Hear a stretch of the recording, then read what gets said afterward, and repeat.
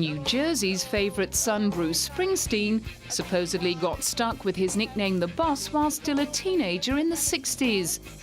The story goes that he acquired it by taking it upon himself to collect his band's nightly pay from clubs and distribute it to the other musicians. Despite allegedly hating the nickname, he was obviously still calling the shots 40 years later, as he and the E Street Band prepared for their 2009 world tour. Usually we'll play a little longer in the States before we go to Europe at this time. As far as who decides the songs, well, I'm the boss. The boss decides. The boss decides what we play. Nobody else decides.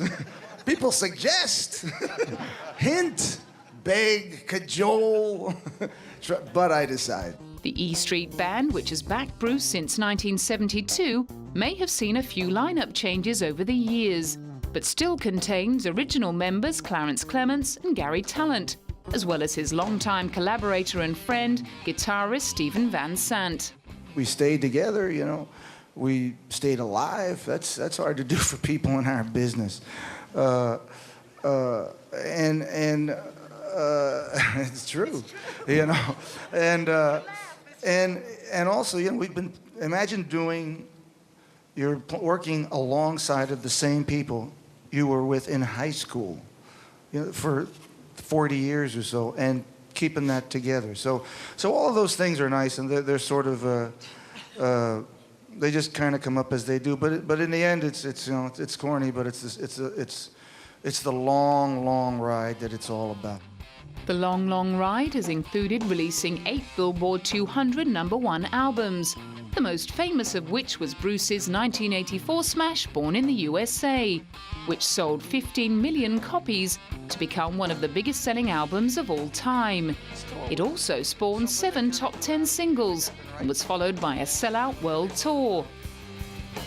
The album's title track, which was in fact a criticism of the US government's treatment of Vietnam veterans, was misconstrued as jingoistic by some politicians and corporations.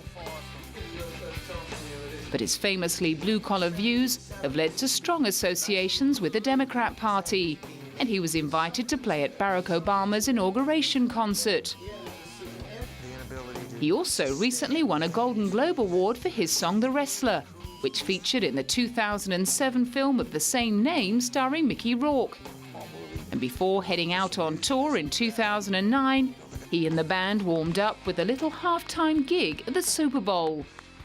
I think that really why we said yes this year, they asked us many times, and was because, one, we have a new album coming out, dummy. Come on, there's a new record in the stores, you know.